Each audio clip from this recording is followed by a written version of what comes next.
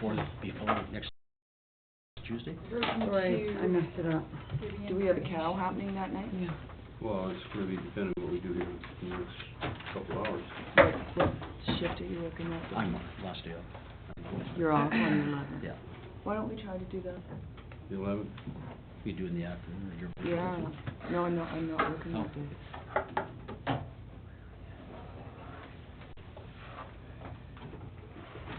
That's a Tuesday, right? Yeah. That's a Tuesday. So far, so good. So like at 4 o'clock in the afternoon or something, maybe? Yeah.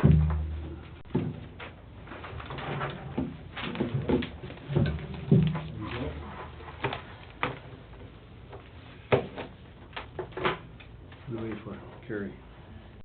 6:02. I'd like to start, okay?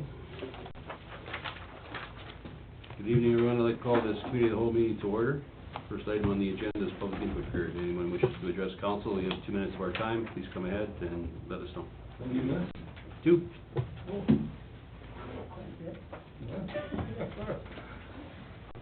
Okay, I'll start with that. I'm Lloyd McClellan, I'm a taxpayer here in Roslyn. I was on council 9 years, and I was a director at the RDKB for 9 years. So I'm a little familiar, and I'd like to speak about this bylaw, proposed bylaw. First of all, I'd like to say that in the past, it was a contract, an intermunicipal contract between Roslyn, Moorfield, and Trail. I think that is the way to go also. I think a bylaw is really cumbersome to handle all the concerns that are coming up. I contacted a friend of mine who's pretty knowledgeable of these kind of things. He says contractual agreements are much more dependable, and you get away from the political whims that you may have with a bylaw. And a contract is tied more to the factual technicalities, and recommendations can be made if objectives remain on the table or there's outstanding issues. There's too much left to chance with a bylaw. I talked to a couple of previous administrators, and they said stay away from the bylaw. They said a contract is much more workable, especially with the issues involved. I've talked to some of the people in the city of Trail about if they had the same concerns, and I would urge this council to try to sit down with the city of Trail, because I think there's more common ground than what you see. So that's a major concern. Also, I want to say that I sat in the task force. We started in February of 2013, and when it came up at the task force, the chair of the task force was adamant in not wanting to get involved with the bylaw of the RDKB. I talked to him as recently this morning, and he's still of the same opinion. Now, I want to clear that I'm not speaking on behalf of the task force. I'm speaking as an individual. As I went through the bylaw, if you are stuck with this bylaw, the definition section is really lacking.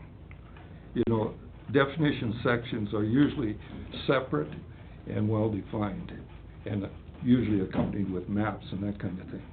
But here, the bylaw has definitions scattered throughout, and many are open to interpretation. For example, the abnormal climate conditions, you know, I read that and I'm not sure what it says.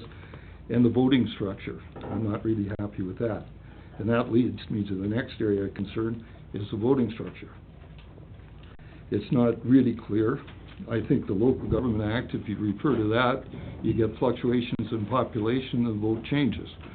The last years I sat at the Regional District, Trail had 4 votes, we had 2, Warfield had 1, so Trail carried everything. Now I understand Trail is 3, is that right, Kathy? 3, 2, and 1? They got 4 still? Well, it depends on the census, okay? Flow data on the interim basis is going to be difficult at best when you start to look at Warfield and Roslyn. When they're sharing part of the interceptor line, you got 12%, you got 25%. Rough breakdown maybe is 1/3 to 2/3 voting structure on that, and this is on the interim. I would recommend that you make every effort to have a 1-to-1-to-1 vote on all that's common in the system. And I guess the other thing is the governance of the thing. You got 3 participants, and if you had a business with 3 participants, you'd like to think they'd all operate under the same rules and regulations. And the other thing is, you know, you want to operate in harmony with BC Water Stewardship Guidelines as well as the BC Environment Regulations. And if you're going to do that, you have to have the same bylaws. For example, meters, maybe give them time to introduce universal metering of water, low-flow fixtures, and new building bylaws, but phase it in over a period of time. I think that's all got to be written in somewhere. The other thing I thought was lacking was an opt-out clause. I think there should be one in the bylaw, if we go bylaw. Conditions and circumstances do change, and also legislation changes. So there might be a time you want right out of it. It might be more feasible. I think our task force at the time is right now, we're waiting for information from Cominco. I don't know if the mayor has gotten that yet, to find out if that land is available. So we're still maybe pursuing a standalone plan. And just as an attachment, I look at the operations and maintenance. You know, I think one of the first steps is to identify everybody's responsibilities, and you could do that with a map also, and also the parts of it. But the O&M requirements and procedures, you know, who's going to buy the meters, which kind of meters, how many, where, the installation, who's going to do it, who's going to read it, who's going to calibrate it, what about the reporting, how often, by whom, costs of the meters, can you take it out of reserves? There is a reserve in the functions budget. Operation and cleaning, is it going to be done by experienced personnel? My understanding is the regional district says they're going to do it in-house. I don't know that they got the personnel to do it. Ken Holmes, an engineer who sat on the task force, he thought it was pretty important that certified journeymen do that kind of work. And they're not there at the regional district. So I think the council should go slow on this. I know the regional district would like to get it done in a hurry, but I think proceed in haste and you'll repent at leisure. So take your time on this. There's lots that is lacking in that, and I think to draft a bylaw is going to be so cumbersome, it would be easier to have a contract. Great, thank you, Mr. McClellan. Anyone else wishes to address council at the public input period? Yes. Mr. Maturo. Hi, my name is Mike Maturo. I'm a resident in Rossland. Most of you probably know me. So I have the same concern on liquid waste management, the bylaw, and the minutes of settlement that were provided on the website the other day. There's 3 general subjects I've looked at, is the city's investment, the overall management approach to water in the city as well as throughout the liquid waste management area, and the flow data, and understanding our percentage, because I've read that we've actually increased our proportional share of the contribution. I'll start with the investment. We've water metered, and we've invested in the, taken the grant dedicated to the purchase of water meters so our residents can have universal metering. We've had our city plumber go to each residence, inspect the system, and we've entered that data in our system. We've got great data. We are a star performer among the LWN municipalities. And if you add it up, we're probably pushing about, with our I&I investment on the downtown core, we're probably looking at about a $2 million investment over the last 3 to 4 years in water consumption reduction as well as I&I reduction. So this is going to have a reduction impact on what's the intakes registering down at the treatment plant. And I think that would have been a good leverage tool. The 24.9% figure represents about a $55,000 increase for the city. And I was hoping we could have batted more strongly in that negotiation. My view would have been our share should have gone down. And I'll get to that later. The other thing is all that investment, the $2 million or so, we're at risk in this agreement of stranding it. There's not a lot of wording in the agreement, as Lloyd has pointed out, to I&I reduction, water consumption reduction, and decreasing the flows down to that plant, which in turn relieves us of O&M cost every year, but also keeps us out of the trap of too much redundancy in the plant when it's upgraded. And so we don't want to get used to unnecessary storm flows running the plant capacity higher than it should be. And this is where the other two municipalities have to have a similar approach to ours to reduce their flows and their I&I. That leads into the overall water management approach. I don't see good behavior rewarded in that agreement. Good behavior is metering, reducing your water consumption, reducing your sanitary discharge, reducing your I&I. That wording doesn't exist. And so there's no real incentive, financially or otherwise, for the other two participant municipalities to actually work towards reductions to decrease the load on the plant. And this is going to carry a cost, because that plant is treating stormwater. It's not sanitary. So something to think about. You could end up with O&M costs that are at falsely high levels because of the stormwater inflow and infiltration. And there's a lot of direct storm leads into the system as well as indirect leaks, I&I, inflow and infiltration. I didn't see too much mentioned in that agreement or in the bylaw. It's very minimal. And it's the most influential wild card impact on the liquid waste management system. It's identified in the Stage 2 report. So I was really surprised. I also think the graduated rate structure in which a defined normal level and anything, when flows are established, anything higher should be charged out at a higher rate, similar to what we do with water metering. You use a lot of water, you pay more per liter as you increase your use. Should be the same with the liquid waste management plant. You're putting a bigger load on it. It shouldn't be rewarded or just left as a benign issue, because it's not benign.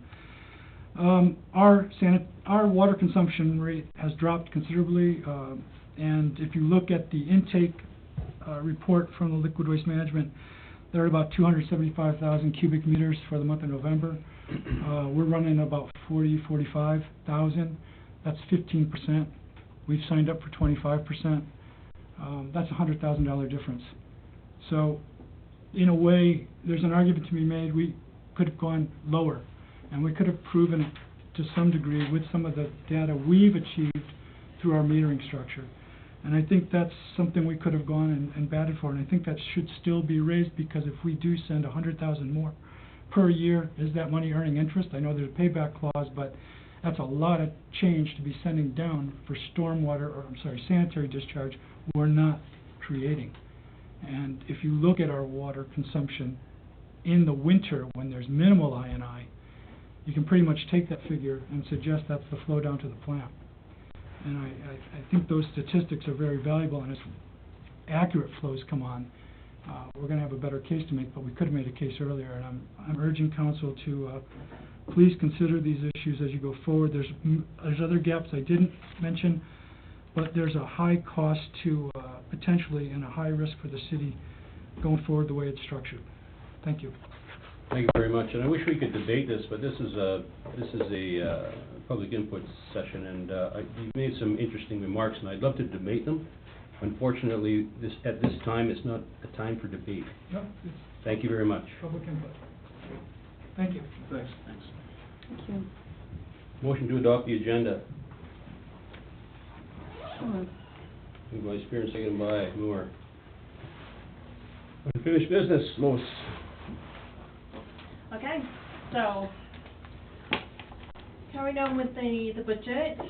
So, in the packages that I've given to you there, the first package, first handout that I've given you is the revised draft of the budget. It's a summary sheet. It's the first one on the top. So, I've kind of done it in staples this time. The first one is called the 5-year consolidation, 2013 to 17. That title's incorrect, sorry. 2014 to 18. This is the detail. So, are we all on the... The thinner one? Yeah. It was the one that was on the very top. Yeah, thanks. Sorry. I shuffled my paper. Okay, so just items to note on this page. So we've got the 7% increase on the property taxes on this. Carrying it forward from 2015 to 18, I've assumed a non-market change of 35,000 each year. So that's a change.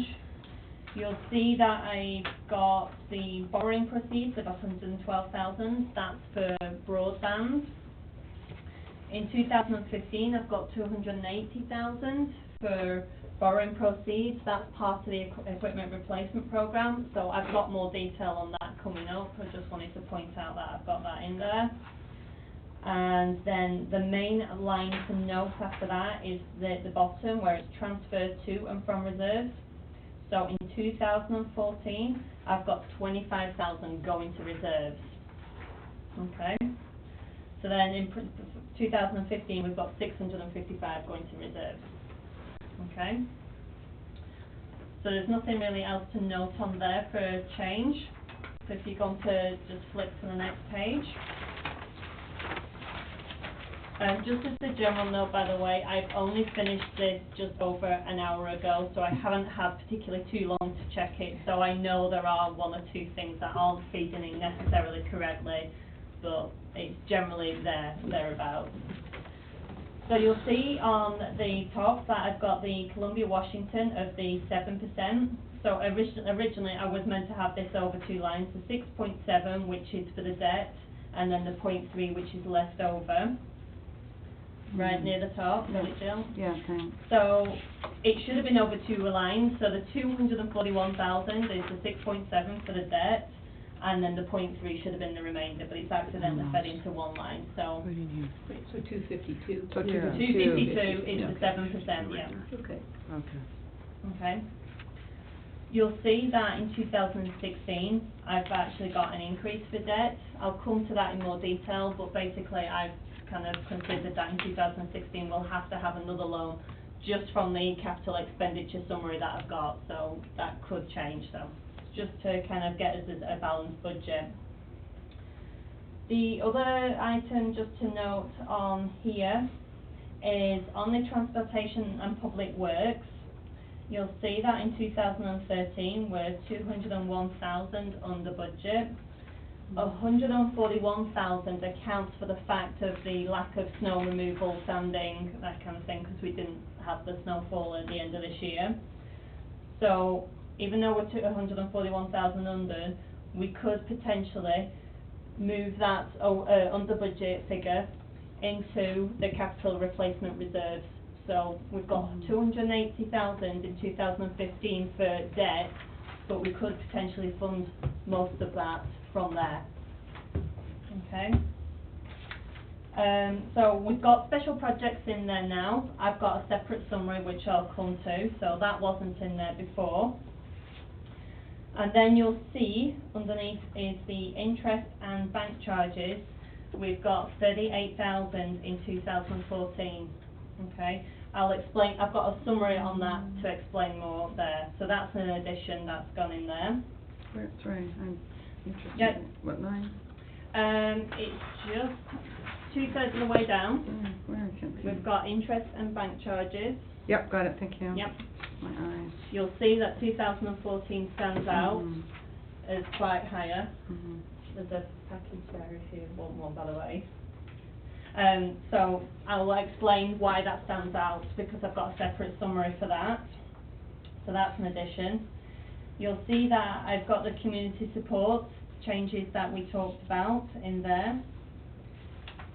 So we've gone from 379 to 374. I would have to check 2015. I don't think that looks correct, but we'll have to look. And then you'll see, so on the debt proceeds near the bottom, we've got 112,000 for the broadband, 280,000 in 2015 for equipment replacement program, and then 2016 you see that I've actually put another debt in there for 4.7 million. We'll come to that. We'll come to that when we get to the equipment replacement program. Okay. So it's just a case of Darren's kind of given me some additional capital expenditure items. I've fed them over the years, and then I've just looked at ways of funding them. But obviously, the equipment capital summary, you may want to change. Okay. Mhm. So that's the main things to note on that page. If you want to turn over to the next page, I think the main thing to note on this page is that On the grants for capital, I've still not got anything in there because I still need to do some work on that in terms of the gas tax fund. Unfortunately, I haven't even got a chance to look at that, so there could be potential funding options from there. Another item to note on this page is that it's come to light that the revenue from the recreation department has not been feeding in correctly. So in 2013, there's about 15,000 additional revenue which I need to correct and record. So And those services, or that's down recreation. No, Agricultural I'm sorry, where are services. you? You're talking about the revenue? yeah, I'm just kind of telling you a Yeah. particular problem, but Right. what ultimately I'm leading to is that in the swimming pool, I believe there's going to be about 5,000 additional revenue for the swimming pool in 2013. So that should bring the cost of the swimming pool down by about 5,000. Okay, so Okay. you're gonna add that into sales of services then up there? Are we still on the same? No. You're going a so- little fast, I'm sorry. Sorry, it's okay, just tell me if I'm not clear on anything. Okay. So, on the Roslyn swimming pool, on that particular line, which is just near the bottom of the total expenses, Mhm. Oh, that right, okay. line Could be is how fine, much yeah. it's cost us less the revenue. So that's just how much we're out of pocket to fund the swimming pool. So net. Yeah, so because the revenue has not been recorded correctly, I'm expecting about a 5,000 additional revenue for 2013. Once I've reconciled that, I'll then reflect that in the 2014 budget. So Mhm. what I'm saying at this stage is that I expect that to go down by about 5,000. Okay, and So the, so the 55,000, say in Yeah. 2014 would be about That's about 50,000, 50,000, which, yeah. okay, yeah. thank you. I'm just making you aware of a problem that I've come across that is ultimately gonna affect these numbers. Mhm. So I could have probably just put in 5,000, but I kind of needed to produce something, so. Thank you. And then just the other things to note as well is just the transfers to and from reserves. So there's 200,000 from reserves in 2014. Basically, that is 150,000 for the small community grants in terms of, because it was the small community grant, and then it was the, I can't remember what it's called, the SEIS, and they're not gonna do that anymore, and we're gonna go back to small community grants. We had 150,000 in reserves for the fluctuation of cash flow coming in. So because we're gonna have a significant decrease in cash flow in 2014, I've taken that out to reserves. And the other 50,000 is because we've already received the grant for the broadband in 2013, but obviously we've not incurred any costs. What I'll do as part of the year end, I'll move that 50,000 into reserves, and 2014 I'm just bringing it back out. Okay? Mhm. So that's kind of the main things to note on that page. So, on the page over, Oh, now we're getting tiny. Oh, yeah. sorry, so I can skip over this page if you like. That's kind of the main, so the first page is just kind of your high level ultimate, this is what the budget is to show it's balanced. The second page is kind of, this is the consolidation of the water, the general and the sewer. The third page after that is then a summary of the general. And then the fourth page is then going into more detail of the general. Mhm. So I can skip over that if you like, because it's just in more detail and you can go through that at your leisure. Mhm. If anybody's got a preference, let me know. Because it, ultimately, to try and put it on the page, it does get small, sorry. Mm-hmm. A lot of information. Yeah, Well, if you have any highlights, you could tell us that, Yep. otherwise we might. yeah, I can do. So just to make sure everybody's on the same page, we're on page 1, 2, 3, 4, which is called the General Capital Fund. Yeah. So about halfway down the page, I've got transfers from reserves, funding for capital expenditure.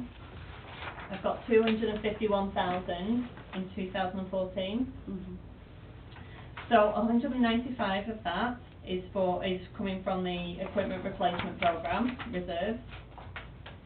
52,000 is general, and like I say, I realise I have made a few mistakes. It's got 5,000 for the tennis courts in there, which I realise shouldn't be there, so there's an error on this one, so you can effectively take 5,000 out of there. So then, going further down, we've got transfer to reserves for capital, which is 221,000, which is just a few lines down. I've got a summary of that coming up, but ultimately is 200,000 going to reserves for general things that we've been doing over the years, but I've got a one-page summary. I think I included that in the package, so you may have seen that, but I've printed it off again. And then it also includes how we're going to fund some of the equipment replacement programme. Kind of sounds like I'm saying there's a lot of detail there, but I have kind of simplified it when we move on to one-page summaries, okay? So then, the actual capital expenditure, we've got 493,000, and we're funding 195,000 for the equipment replacement programme. And again, I've got summaries how those numbers have made up. Okay? So just something that I wanted to point out on this one is just, you know, previously when I first presented this, I looked at trends. So if you look at the trend in 2009, we had transfers to reserves for capital, 979, which is about halfway down the page, a bit further actually. So if you take that 979 plus the 34,000, which is the bottom line, so that's ultimately saying this is how much we've put into capital, this is how much we have left over, and then if you add the 219, so this is how much money we're putting aside for capital expenditure, that's 1.2 million. Okay? Did everybody follow that? No. No. The 219. I can see the blank faces. Right at the The- bottom. You were the talking about 9 2009 first, right? 2009 we're looking at. Yeah. We've got transfers, so we've moved into the capital reserves, 979. We've actually spent on capital, 219,000, and we had 35,000 left over. Over the So bottom, I'm yeah. just looking at the health of how much were we putting into capital expenditure in 2009. That's all I'm trying to identify there. So that's 1.2 million. So if we compare that to 2014, we're going to move from reserves 251. We're going to move into reserves separately 221. We're going to spend on capital 688. So that comes up to 638,000 on capital. So just wanted to highlight the trends that we're going. Okay? All I'm trying to say there is we can't just kind of look at how much we're actually spending on capital just in terms of the actual spend, because obviously some years we spend more, some years we spend less, but obviously we put money into our reserves, so when we do spend the money, we can fund it. Okay? So that's just the main things I wanted to highlight on that page. The rest of it I'm going to kind of skip over and go straight to the summary page called the Water Fund.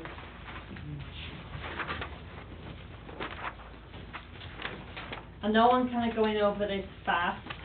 I'm just trying to highlight in terms of what I've actually changed, because there's a lot of detail here and we can't possibly cover it. So it's going to be an element of you're going to have to go away and kind of look at it and then decide where we're going to go from here.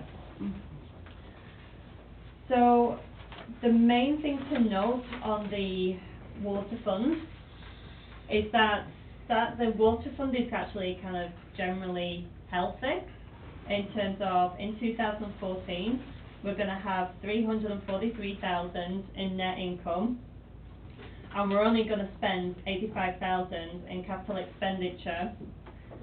So the rest of it, the 131,000, is going to go into reserves.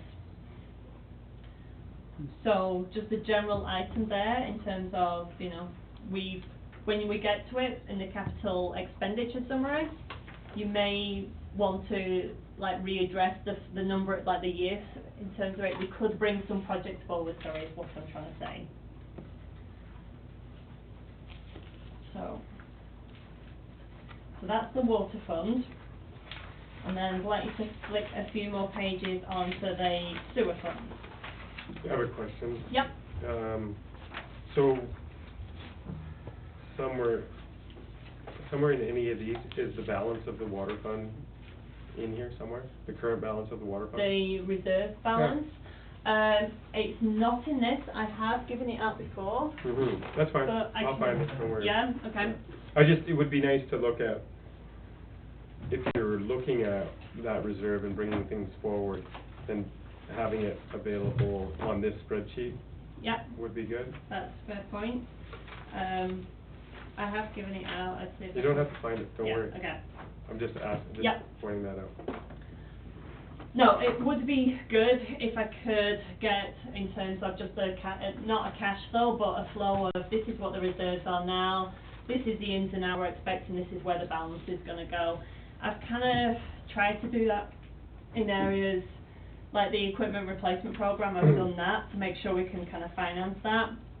I haven't had time to kind of address the rest of Sure, them. in terms of planning, the only place I'm going with this is that whether or not we bring projects forward or not. I mean, let me liken it to this.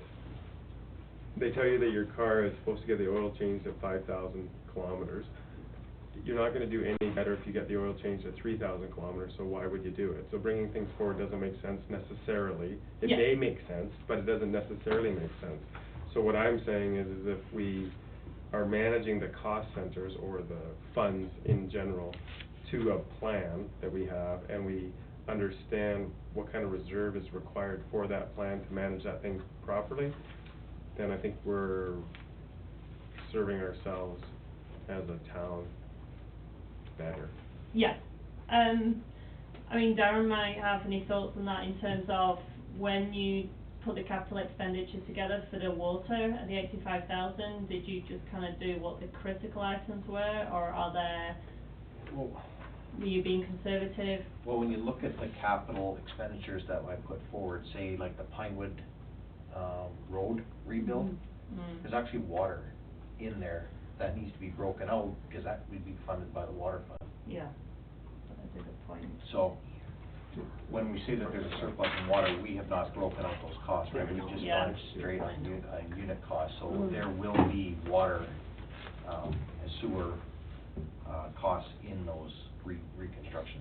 Yeah, I've lumped it into general, haven't Yep. I? Yep. Okay. Yeah, so I've done a capital expenditure summary, but yeah, that's a very good point in terms of there are some items where there will be water in it, and I've lumped it into general at the moment. Yep. So more work needs to be done there again. Yeah, I'm just looking at it not from the detail of where the numbers fit in this, but rather, the city's in a, say, let's call it, we're in a good position in the water area as we put it, and we've got certain elements that need to be upgraded and maintained, and some of that money comes from the water fund.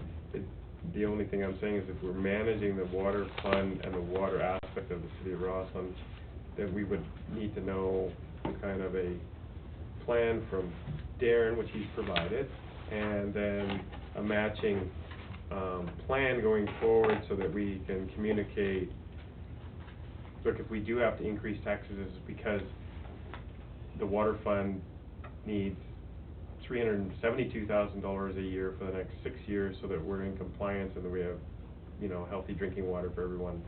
Part of the plan, here's the plan, it's available. So it just makes sense to me, and I understand it's really difficult to be in your 9th week and trying to put this together. But at the same time, if we could just make a note that that's a really good direction for the city to go, I think, is to have that plan by cost center of how much Yeah. we need to fund these things. Well, I was just wondering with the CBT grants that we're putting together, because I'm just wondering, like, because we're gonna look at the water rates in terms of, you know, now we've collected the data, are we charging appropriate rates? I'm kind of assuming that we would look at making sure the water fund would be cost recoverable, including capital. So I'm kind of assuming that the CBT, the work that we're looking at doing, would kind of have that plan in place. Am I right in thinking that? Yeah. I mean, that's kind of a good news story to a certain degree. If you have a CBT grant that's gonna come in and say, review your scenario and provide a plan. I don't know if they're not gonna provide a plan though. Yes, they are. Because but we would provide the plan for them to review to see if we're charging enough for water. It's kind of chicken and the egg, isn't it? Your worship, no, the whole idea is for them to come up with plans for us to consider on how to fund our water. Okay. Okay. Yeah, consult to us about ways to do that. Do we not have to come up with a plan though, in terms of how much money we spend on capital for that? Oh, yeah, they're gonna wanna know Thank those you. details, but on how we're going to charge in order to collect enough money to meet those capital requirements. Okay, I guess what I'm saying is I think the onus is on the city probably to provide a plan. Yeah. And then they manipulate that into their, whatever model that they're using to say, this is how you would charge based on your plan. Yeah. So they're not gonna tell us if we need to upgrade Yeah, things. we're talking different kind Yeah, of plans. okay, Yeah. good, okay, good, fine. I'm just wondering, Darren, in Yep. terms of, it's a good point that, in terms of, do we need to do further work on the capital expenditure for the water to make sure that it's correctly reflected before we get to that point? No, I've got all the unit rates if we wanted to break out the water and sewer. No, sorry, I mean on the capital expenditure, Yeah. on the water treatment plant, so we've got a capital expenditure request that we've done together to come up with the 85,000. So does that kind of address all the items that we need to make sure we've got included for a capital expenditure plan for water? No. Okay. No. Okay, let's kind of leave it as, Slow. so the 85,000 is just for 2014, but we'll make sure we have a long-term capital expenditure plan for the water to make sure we get that incorporated with the CBT. That's what I'm Okay. asking, perfect. Okay. Why is, if you don't mind, why is out to 2016, the 444,000 compared to 85, 81, and then there's a big jump in 2016? Is that just predicting that there will be capital? I'm looking at 2016 and looking at the capital expenditure line, Okay, so 444,000. I'm not going to jump to that just yet 'Kay. because we have got a separate capital expenditure summary which will give you that answer. Thank you. Okay. So then, if we're all okay with water, I'll move on to sewer. And I'm not going to say an awful lot on sewer. I believe the sewer budget has slightly changed, not by an awful amount, not an awful lot, but I have requested an update from the regional district and I've not got that yet. So it's still the original numbers that we had before, so I think after our last conversation, I think it's going to go down slightly, but not a lot. So the main point on here again is the sewer operations, the increase in terms of the cost for the sewer from the regional district charges, which ultimately means is that in terms of our operational funds for the sewer, we're not going to recover enough. We're going to actually have to draw out of our operational reserves year on year for that. I think I had a quick look before. I think we have 116,000 in the sewer operational fund. So in 2014, we would have to take out 40,000 out of the operational funds reserves. So it we've kind of got the reserves to kind of do that for 2014, and it kind of gives us a bit more time in terms of to address of how we're actually going to fund the sewer going forward. And presumably, does that cover the CBT, the grant that we're talking about, the sewer rate? Or is Yeah, that just it'll purely- be a combination water sewer rate. Yes. But with that increase, of course, we're expecting that when we do the reconciliation after the 2 years, they're going at the 24.9%, we'll be getting money back. Yeah, that's a good point. What was I going to say? Oh, and so the other thing to note on here is that we've taken out some legal costs in the sewers because we're not expecting to incur them now. So there's been a reduction in cost there. Mhm. So that's kind of the summary in terms of things that have changed in there. I'm going to skip over the next item that I've put together. I'm going to completely skip that. That is the detail, the nitty-gritty, line by line, for you to go over at your own leisure. So that detail's there. So the next thing that I've got here is the proposed property taxes. It's just a one-pager.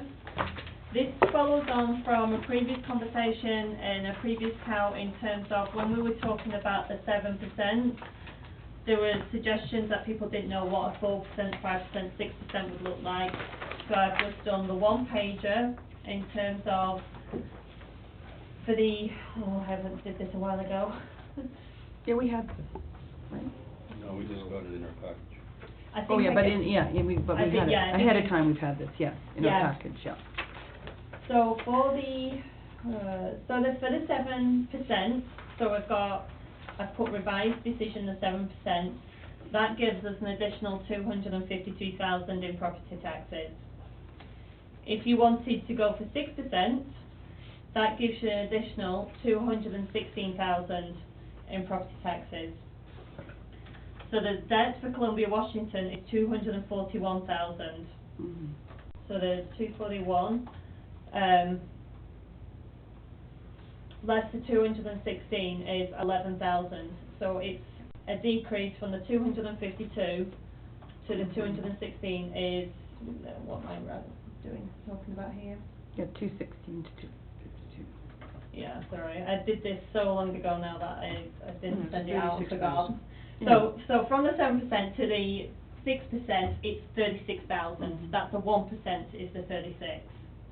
So in a typical house, if we go for the 7%, the tax burden will be $1,700, which is an increase of $114. If it was 6%, it would just be $98. So that's just purely a follow-on from when we talked about the 7%, there was a suggestion that people didn't know what a 5 or 6% would be. That's just a quick summary in terms of 1% is 36,000. If you went for 6%, it would be $98 for the average household versus $114 for the average household. Timothy, did you want one of these? Yeah, Wasn't it What's in the package? that's the package that I was giving out tonight. Wasn't it in the? Yeah, go ahead. That one was, yeah. Yeah, but not all of it was.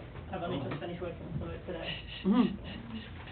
But this is, when we're talking Can you right now, remind me what is- you are using as an average price, is- market value? It's the, 255,000. Okay, right there, thank Is you. that the BC assessment rate that's calculated on this past year? Yes. Okay. No, sorry, I put 2013. Well, no, that's right, because they won't have 2014 yet, right? So They it's do- I they're a put year on here behind. using a 2013 representative house. Yes. So Right. 2013, a representative house was 255,000. Okay. So if we put a 6.7 or a Right. 7% increase on that, it's an additional, I was just looking for the source, 114. for the source of that, it was the BC assessment Yes. source, okay. yeah. Can somebody remind me what the regional district's proposed request is gonna be increased by? Yeah, that's what I wanted first. 14%? What are we talking about? Regional district. Some huge. The regional district Well, budget, for the whole 14%? budget? Yeah, Oh. no, Isn't there- the request, The the budget requisition. increase requisition, For the whole thing? Yes. yeah, I don't know. What we yeah. get. I mean, we're preliminary at this point. Have we seen the whole thing? Yeah, I was curious about the gist of it though too, because, I mean, it does impact our decisions, obviously. Well, what kind of increase we're facing with the regional district, right? the regional district's yeah, I know. Well, I know, but it comes out of everybody's pockets, right? It's taxpayers, so it, I mean, we talk about 6.7%, and it's reasonable, but, what's the bottom line for the percentage increase for the regional district, and when will we know that? That was one of the questions I had. That's finalized by March 31st. So we're gonna end up with ours done before we know what their numbers are. Are you thinking about, because the regional district is higher, that we cut services because of the regional district budget? No, I I'm just would, thinking that. no, I mean, I'm thinking that. yeah, well, it impacts our decision-making, obviously. Sure does. Obviously. I mean, it's the same, Well, it's the same for years on end when we haven't increased taxes, and that's why I asked Tracy that question, because about, the historical data on that, because we always get caught between the rock and the hard place, because the increases are down the hill, which, we benefit from that, but we're holding our taxes back, and now we're in a position where we need to raise our taxes, and as per usual, we will be paying more to the regional district and community boundaries, so I'd like to know those numbers, at least preliminary, I think we. before we make final decisions. All of the minutes all of the links have been passed through in the information package. They're preliminary at this point, they haven't been approved as yet. I mean, a couple of quickies in sewer, besides our increase here, we've got a pipe bridge we're looking at, which is gonna be pretty significant. Fire service, the preliminary was, I think it was a 3% increase. The committee asked for them to come back at a 0%. I mean, Yeah. it's not finalized yet. No, I'm just asking if you could, keep us apprised of, where that conversation is. And I know we can go on the links and look at all, but you are the regional rep, so if you could say, it looks like it's gonna be 3%, or it's gonna be 5%, or whatever that number is, would help us, I think, with our decision making. Okay. So, that would be helpful, thank you. Because these are big numbers, right, as far as increases go. Mm-hmm. And every 0.5% or 0.25% is critical in our decision making. Okay, good, okay, so just moving on to the next then. So this is the capital expenditure, plan. So this, following on from the conversations we had in the previous meeting, we decided to keep the 1s and the 2s in. And then I've just spreaded the other ones out over the years as per, I think, what Darren originally told me. There is some new capital expenditure in there though that we didn't present in the previous meetings. So they've got the new and they're at the bottom. So one of them is, the first one is the 55,000, which is the engineering cost to get the Washington Phase 2 just at a shelved phase. Wait, where are you? Capital expenditure. Zero down, okay. Okay. So then the Washington Street. Hold on a second, I thought we'd done all the engineering on Washington. I thought that's one of the reasons that our engineering charges were close to $1 million, is because it included all the design work on Washington. It's not $1 million, that's not, the $1 million is not for the engineering charges that relate to that. Right, but on that sheet that you gave us last time that showed the $1 million for ISL, and there's $109,000 that was That's for services separate. that we paid ISL, which, Right.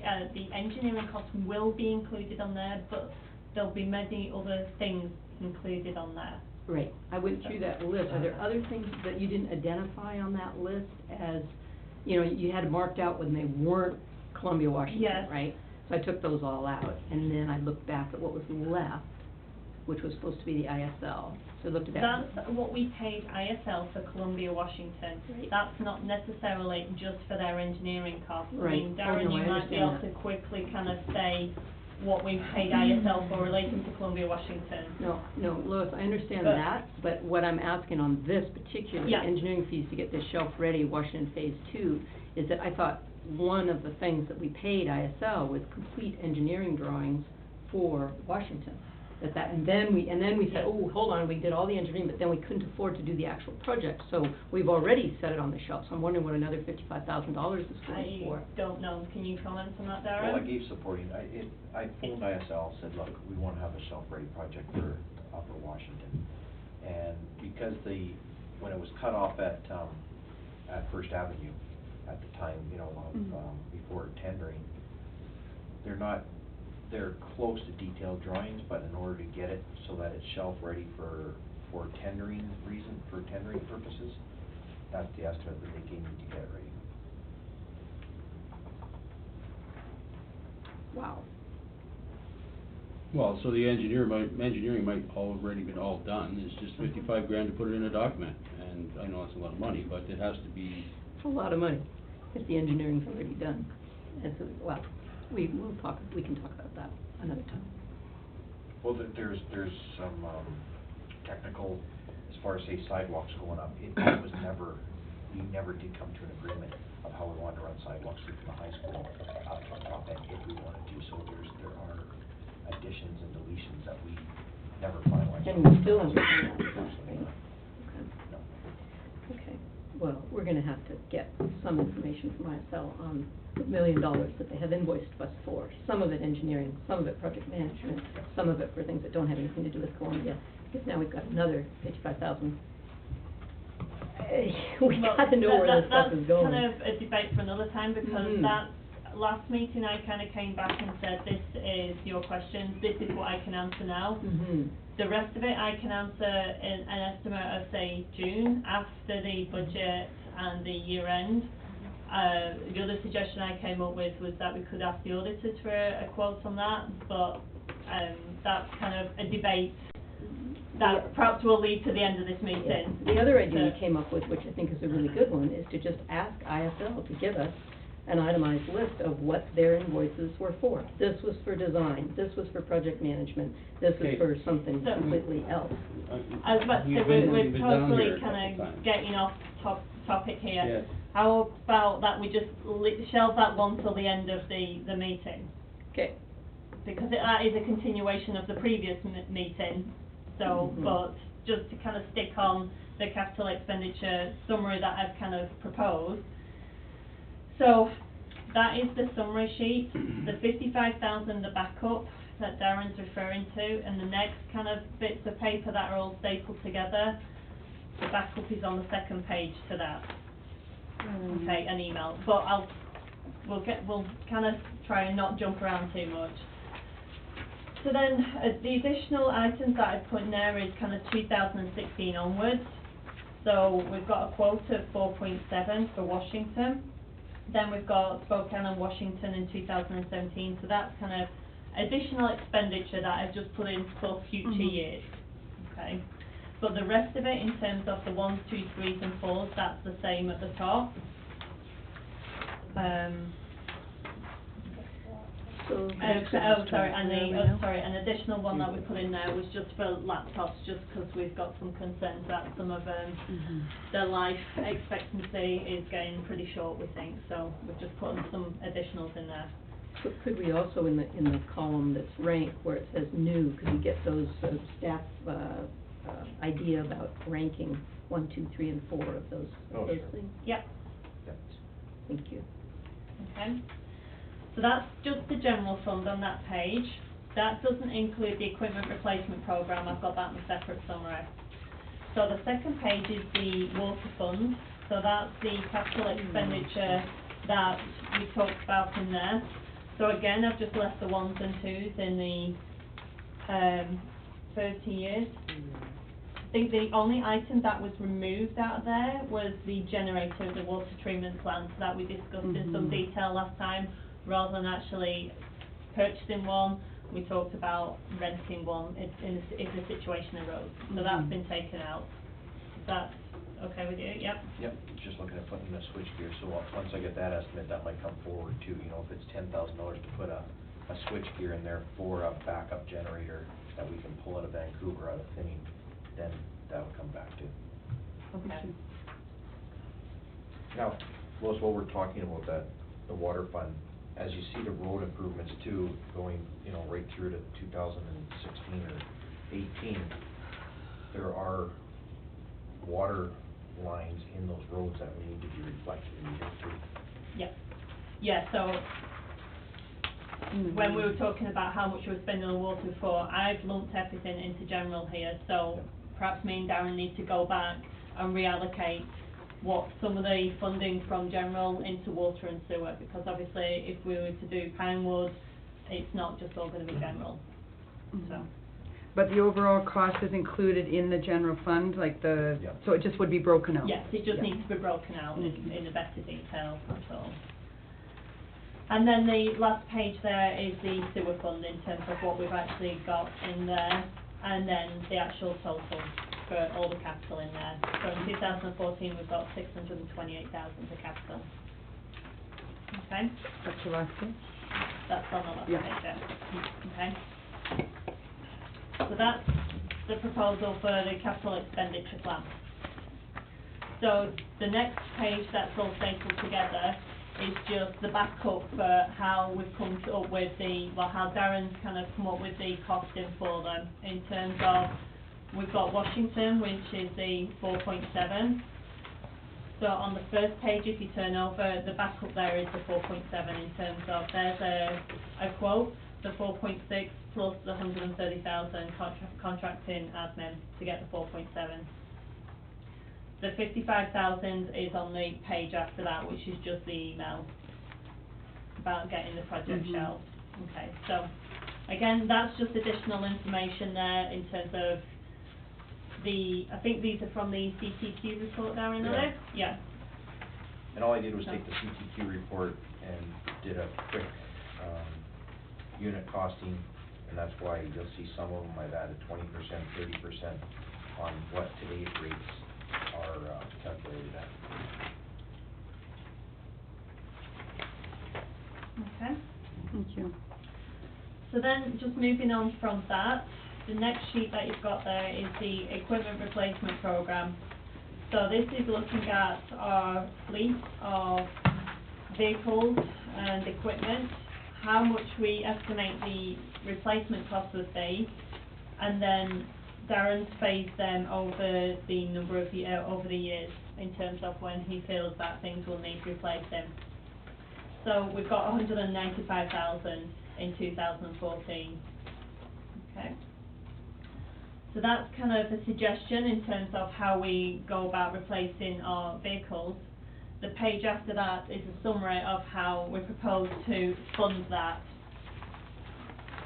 So we've got the reserves in terms of our equipment replacement reserve, which I'm estimating at the end of 2013 to be 381,000. Then I've just kind of done a breakdown in terms of how we're going to fund that. So we're going to spend 195,000. Then we have how we're actually funding it. So how we fund it is we have a charge out rate for all the different areas. Then we have the actual costs, and then we have the leasing costs. So then we have a balance left over. So the idea being the balance then goes to reserves, and that's how we fund it. So as I said before, in 2013, I think we're going to be significantly under budget. So there is the option in 2013 to actually kind of boost the equipment replacement reserves. So in 2015, where I've said we're going to have to fund 180,000 from lease, we could soften that. Okay. So that's the equipment replacement program. So then moving on. Well, real quick, you Yep. told us the amount you thought we might have left over from the smaller snow removal, was it 130? I'm just making a note about what we might be able to boost those reserves. 141,000. 141, thank you. That's a very quick kind of look at the numbers. Yeah, that's kind of, okay. you know, so I put a big that's stamp. a big estimate at the minute. Okay, good. So then just the next two sheets, because we've got updated broadband, I've updated the budget for the broadband. So the first sheet is just simply what we've got from CBBC in terms of this is the revised cost. The second is me actually then going, okay, so how does this cash flow with the broadband? So I've assumed that in 2014 it's going to be 6 months that we're going to have the broadband. So we've got 6 months revenue from that, and as a result 6 months fees and 6 months savings. The capital expenditure is 204,000. we've got the grant for 50,000, and we're proposing to fund some of that, the 112,000 in a loan. So then I've put the loan repayments in there. So based upon that, by the time we come back into a positive cash flow, you're looking at 2043. I've just noticed actually, the thing that potentially I have missed out of this in terms of, I think we were going to fund some of this out of the reserve. So you could probably say 30,000 I think we had funded from reserve. So Didn't we have something about savings on the telephone? That We was had the a that was the 30,000 30,000 reserves. Yeah. yeah, so like I say, so you could probably, sorry, so I have actually missed that off, 30,000, so you could shave some years off there, but ultimately, it's ultimately they're gonna be the property taxes that are gonna have to fund that for a bit. So, just wanted to kind of put that cash flow in there in terms of how we expect the broadband to be. And does this include where we thought we were going to be saving money on some of our phone services? Yep, Okay. so Where is that? so where I've got monthly savings, Oh, sorry, yeah, there we go. so that's there. So ultimately, I've just taken the numbers from this summary that we were given from CBT, not CBT, CBBC. I've just taken the numbers from there. I've taken the numbers from the loan in terms of the 112,000 and just kind of said, well, this is how it's going to pan out. Okay. So that's just an update on the broadband there. So then, one of the items that we talked about on the capital expenditure last time was in terms of the arena and the roof, in terms of the snow offloading and whether we can have an unsafe exit. Is that correct, Darren? So this is, do you want to just talk around this? Well, I just asked Perry from building official's point of view of, what sections of the code that might come into play. So as you can see, he's listed it all here. I mean, ultimately, it's still council's decision whether, the risk is of concern. Perry believes that it very much is. And I just know that our last meeting, the question was asked, can it be done? Yeah, it could be done, but here's the issues as far as liability that we may run into. And we're talking about the snow shed, the snow protector at the south end of the curling rink stairs. So I mean, this is just one part of it that council may want to consider.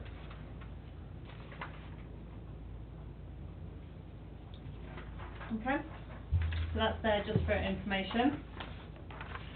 So moving on again, we talked about moving money into the reserves. So I've just done a quick summary there in terms of, in the budget I've included what we've historically moved into reserves. So over the last couple of years we've moved the Rotary building, 7,500. We could potentially take that out since we've got that up for sale. We've got 20,000 in for the sidewalks, the miners hall upgrade. I've just carried it forward in terms of how the previous years have gone. So there's some consideration there if anything wants to be taken out, increase, decrease. I've taken out the tennis court reserves. We did previously have the 5,000 in there, but after the community support discussions that we had, I've taken that out. So that's there for consideration. So then, moving on further. Sorry to kind of go through this fast, but there is a lot to go through, so. Could I just wanted to ask a question about the meter reserve. I know it's only $5,000, but Darren, can you speak to that? Is that to replace the meters in the? Well, we've still got some old meters. Yeah. That we need to upgrade for the radio read, so Yeah. that's what that's there for. Oh, okay. how many are, like, old prior to Well- when we went through the program? Yeah, Yeah. all the commercial ones, of course. Yeah. And now we're getting on to the ones that were put in up at Red Mountain, because we had that meter bylaw, you know, for new Yeah. construction up there. Mhm. So we're also working on those. Okay, thank you. And some of them isn't just replacing the meter, it's just replacing the signal, the output, Right. out to the radio read, so. Thank you. Okay, so just moving on, this is just something I became aware of this week, last week, sorry. So, with the long-term loan for the 4 million, we've got the bylaw in place, we've got, to bridge us to that long-term loan, we have a short-term loan with the MFA. Mhm. So, the process goes that we have to go to the regional district, who would then have to approve it, who then have to go to MFA. MFA have to have their AGM, and they can take a vote on it before we actually get the 4 million long-term loan. So their meeting for their AGM is the 27th of March, I think it is, the end of March. Mhm. So the earliest that, and then once they kind of voted on it and they've hopefully approved it, they then kind of wait a week or two, watch the markets before they kind of go through with the loan and before the whole kind of process is finalised. So you're kind of looking at early April before the whole long-term loan goes through. So I referenced before a high interest that we have in 2014. It's because we've got the loan, the short-term loan now to get the cash in.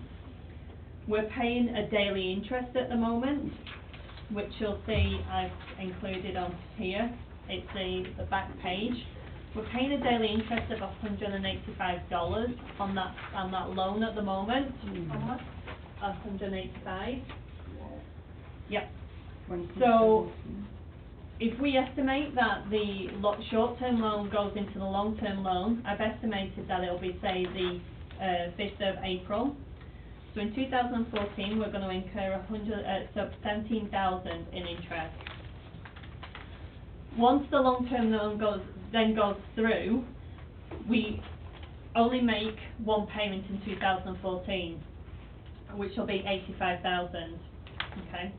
So originally, I said that we need 241,000 in 2014 for the long-term loan, where in actual fact, when the cash flow is going to come down the crunch, it's not in 2014. So it's just something to be aware of. I suggest we still keep that in there, and what we'll do is the excess move it into reserves. But I'm going to go back to the MFA and actually find out if we can actually make additional payments in 2014, so it's actually, you know, going to potentially offset that 17,000 that we're paying in interest. So it's just something to be aware of, that's all. Like the cash flow is ultimately going to come down a bit different. Okay. So that's that. And then I just included the parks maintenance because I'd forgotten I'd already given that in the package. And then the last sheet is special projects. So these are special projects that have been included in this budget. So we've got the Star Gulch feasibility study for 8,000. We've got the indicators project for 4,000. We've got the broadband cost there for the capital expenditure. They've got the RMI, which is obviously just an in and out in terms of we receive the cash, it goes out. We've got the cycling infrastructure partnership program, so we've got in there 50,000 costs with a grant of 25,000. And then it came through this last week that the Sustainability Commission have got a grant from CBT, so it'll just be a case of we'll receive 24,500 and we'll pay them back out. So the special project that's not included on there is the wildfire protection program, which I still need to do some work on there. In terms of just reconciling our current position, reconciling 2013, and also just then understanding what we're expecting in 2014. So additional work needs to be done there. So I've not included any grant or any outgoings for that at the moment. So additional work still needs to be done there. Rose, can I ask a question? Yep. Do we know when we're likely to hear on the cycling infrastructure grant? I don't know, do you know? the cycle? No, they haven't. And then also, don't we have some other, broadband capital grant potentials out there? I don't know, do we? Did it, or some, how much was that? I guess so, I mean. We received a grant from CIDIT for $50,000, but we haven't received anything further. Okay, but weren't some others applied for? There was one that was rejected haven't said because yes. it was, Oh, yeah, I can't, that was the Fortis one, was rejected. That's right, that was a small one. okay, but there was another big one, I can't remember what it was. That was buyback. Yeah, okay, so CIDIT, we do have confirmed 50,000, right? So should that be shown here? Probably, yes. And then CBAC was for 50,000, but we haven't heard, is that right? Or 30, 25? and 30? they were gonna review it again this year, this financial fiscal year, and they'd run out of money when they looked at it before. Okay, but they're gonna look at it again, but that's a potential 30? And you doubt we're gonna get it? Okay. Okay, but would that, would you put that there, that Yep. 50,000 that we know? Okay. Yep. Like I say, I think I only finished that maybe No, no, a few it's hours great. ago. I just wanna make A few sure- hours ago, so. Just wanna make sure I'm putting them in the right Yeah. place. That's okay. So, things that I can think of that still need work doing and included on here. So, with the wildfire protection program, like I just said, I've got nothing included in incomes or outgoings for that. The gas tax fund, I need to still address that in terms of, because we fund any of our capital expenditure there. We have a youth grant, which I haven't included in there, any ingoings or outgoings, but that should just be an in and an out. Yeah, so that's just for information.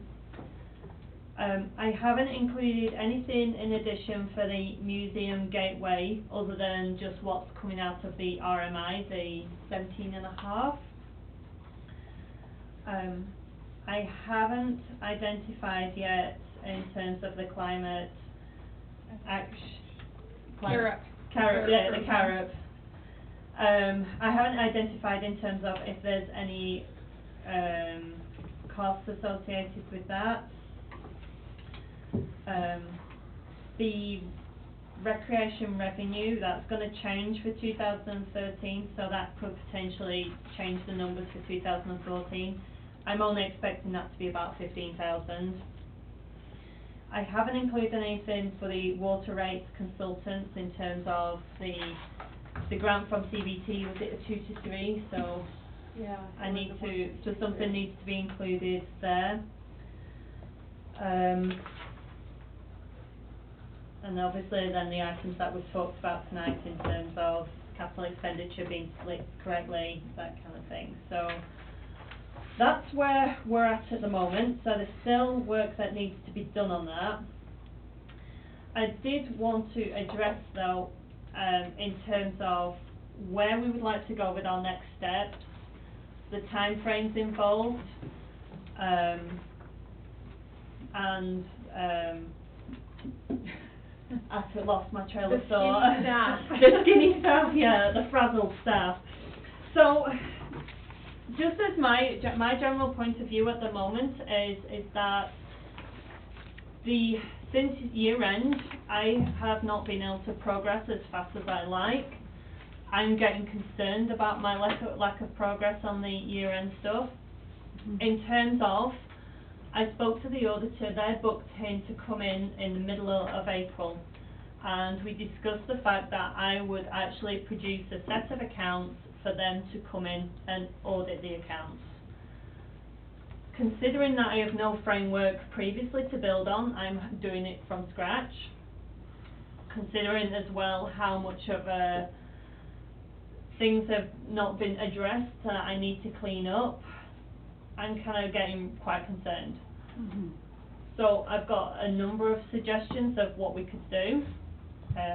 We can either push on with the budget in February as much as possible and either finish it in February, or we could shelve it so I could have March and April to do the accounts, or we could continue as we are get to the point where I'll just do as much as I can, and then the auditors will have to come in and finish the accounts off. The thing to be aware of with that is if we did take that approach, it would cost us, well, last year it cost us an extra 22,000 in auditor fees. So I'm just raising the fact that I'm getting concerned that I'm not progressing with the year-end stuff. So I guess, yeah, I'm just gonna say, so like what, you know, Lois is saying is that we can either be really diligent on this budget and meet more often to get it done in February so that she has March and the better part of April to do the year-end and deal with the auditors. Or we don't do that and we have to come back at this at another time. So we could, we're getting skinny on time. Yeah. So it really depends on what council wants to do and how detailed they want to delve into the potential budget and changes that you want to make. If council's open, we can work really hard through February and get it 90% done. What is the impact of putting off the budget for now so you can focus on year end? well, I was just about to say, so the option is that we could put it off. That would almost, so we would then have the year end for 2013 finalised. We would then know what we have reserves better. We know some of, the 2013 figures would be more confirmed. But then once the year end's done, so we're looking after the audit, so say we've got 2 weeks of April and then we've got 2 weeks of May to finish the budget off. Or the other thing to consider as well is what we talked about the previous week in terms of if we have a budget and we deviate from that budget, we should revise the bylaw, the financial plan bylaw. So you could go for, we could go for a bylaw in February, but then if we say work on it again in April, we could then revise the bylaw, so, and even then, if we do come up with a bylaw in April and we do change our minds in May, we'd still have to do a revised bylaw. So it's kind of what the general consensus. Just the deadline is May 15th? May 15th. Okay, so what would be the benefit of having a bylaw done prior to and then having to revise it? What is the benefit of that? Well, it's for us to work, it's for staff to know what their budget is, right? They've got to know what they're working with for the year. Community groups need to know what we've allocated to them. If we don't have a budget, nobody knows anything until we do. Like if we decide, Well, but that's the norm, right? That is the norm. But it would be beneficial to kind of have some level of acceptance. So, like Darren can kind of plan for the year, rather than getting to May to find, I've already overspent in that area. We would still have to then come back. If we found we've overspent in that area, we've deviated from the plan. So we would have to go back and do another bylaw anyway. So there's pluses and minuses of doing one and not doing one. Go ahead there. There are a few capital jobs that I would like to know before May, so I can get tendering them, if they are contracted jobs, so. If we are gonna go that route, then, I don't know what sort of approval I need to move forward on those, but I would want council to give that authority or approval to us. Because the later we wait, the later I wait, the prices are probably gonna come up if there's larger contracts being given out in the area. Well, I think our intentions were as a council to get this, going earlier, and, that was kind of the whole idea behind getting rolling sooner so that we'd be done firstly on time for once, and that, the budget would be in place.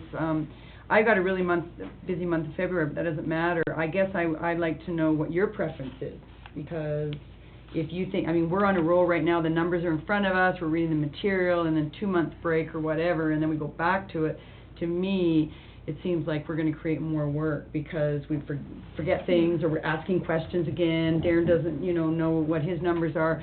So I think we're on a roll. We should keep rolling with it as long as you can manage the other parts of the year-end work around that. But whatever is going to honestly help you and decrease your stress level or whatever, which is nothing really, I know that. But I think we're on a roll, so I think we should keep rolling with it. I don't know what the rest of council feels like. But we started early for a reason. Yeah. Mhm. I think my preference is kind of a bit of both. I would Take a break. prefer if we get a bylaw in place by the end of February. Darren can at least start to plan his year. He knows, he's then got authorization for what he can spend and work on. Once the year end is done and that's kind of in place, we then have 4 weeks before the deadline actually comes, but we've already hit it. We could make adjustments then. In terms of, we've got more money in reserves because we didn't spend it in 2013, but we can then fund 2014 from it. So we could, so you could potentially, if we kind of find more money, find more savings somewhere, then, we may say, we don't need 7%, but at the moment, I would be really kind of, I don't know that answer, because I just can't spend enough time looking at the details. And the only other thing, if I could, was that if we align with, like, the regional district thing is, so when we make decisions, again, I mean, based on what numbers are gonna come from regional district, and when we find that out, that may impact our decision-making, right? And maybe we're gonna have to, review it again anyways with the percentages. But, I mean, it's pretty clear that we need 6.7% or more as bottom line, so. Gary? Sure, that's if we do all the things that we say we're gonna do, then we need more. Yeah, But I guess what I was gonna ask, auditors come middle of April. Yep. So it doesn't really give you all of April. It gives you 6 weeks basically if you say March through middle of April. Yeah. And can you realistically get the accounts prepped by that timeframe? I mean, realistically, if we're just having a beer. Realistically, I'd like to think so. Obviously, I can't say hand on heart I will definitely be able to do that, but I should be able to make a lot faster progress. Okay, and just for the history of this, last year, we paid the auditors more because we hadn't finished the work that you're talking about doing this year. Yes. Right, So last year, we had the consultant come in. I could probably say I've done probably 50% of that work already. So what you're saying is, with a skinny, stressed-out staff, we're ahead of the game. Well, yeah, we are ahead of the game, definitely. I'm definitely not concerned that we're not going to hit any deadlines. It's just in terms of there is a potential cost implication if I don't meet the account, if I don't get the accounts in place before the auditors come in. And I don't see any issue at all with amending a budget or amending a bylaw sometime in the year, since we've never done that before, or previous councils hadn't done it before when they should have. So the fact that you brought that up is a great thing. So I make a motion, or do we just make a recommendation? Recommendation. Make a recommendation that we finish the planning process that we're currently in and call it a day at the end of February. Right, get the bylaw done, and make changes after the fact, and then free up Lois to complete the other 50% in the 6 weeks that she has before the auditors. Is that too long? That's okay. The recommendation is finish up by February, end of February. Seconded by, what's your name again? Joe Stern. Okay, I think that's a good recommendation.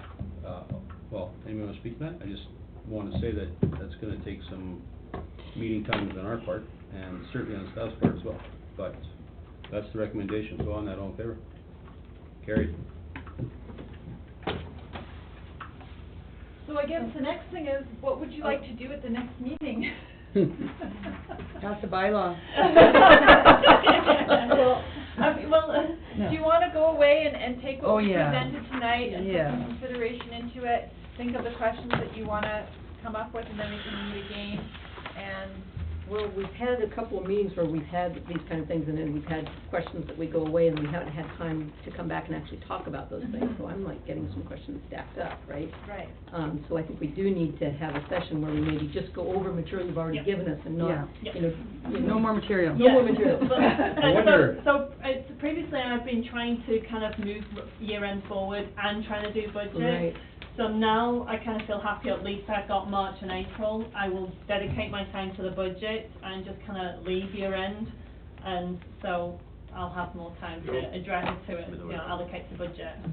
The only caveat to that, there are some significant things that you mentioned that haven't been addressed so far. Instead of being big round changes can you do a one sheet on, I know that we have the youth grant thing, but the set at $50,000, any allocation to the museum gateway, the recreation revenue change that you think, I wrote it down. So 15 grand. one sheet summary on things On that changes, on changes. don't change any of your spreadsheets that you've done. Yep, But then we're aware, we have that extra sheet. yes. So And it's if just like people can- updating this one, the special projects with all the things No, you mentioned? no, because it would fall into the whole budget. Yeah. These are things that are missing. So it would have to be that each individual counselor would have to go back into theirs and go, okay, Fine. add that, Yeah, yeah. add this, Yeah. add that, Yeah. change that. But I don't mind that it's not an updated scenario, that it's just a single sheet that has those things that Yep. we fill in the blanks ourselves and do a Yep. bit of math. Yep. We can do math. I love math. I can do that. daughter? Okay, And thank you. Just for everybody's, information, what are the steps we have to get to a finalized budget? So we need to include the items that we're just talking about in terms of what I've not included there yet, in terms of the wildfire, the gas tax fund, the water rates consultant. So those are things that I'm missing from there at the moment. So those need to go in there. I think off the top of my head, if we weren't to change anything else, and I would put that in, that would be a complete budget. But then it's a case of, if we want to take things out, move the capital around, change the funding for things, then that's kind of where the adjustments come in place.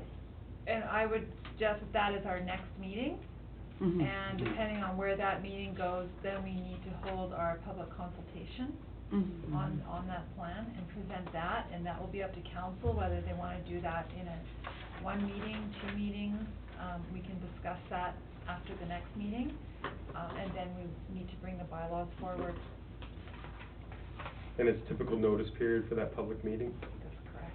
Okay, so we're looking, if we have 2 weeks, so we're looking. So, and, when we get to that point, that's where I can take over. It's the details of in the budget that Lois has to take over, but putting the bylaw together and, holding the public consultation, that can be done.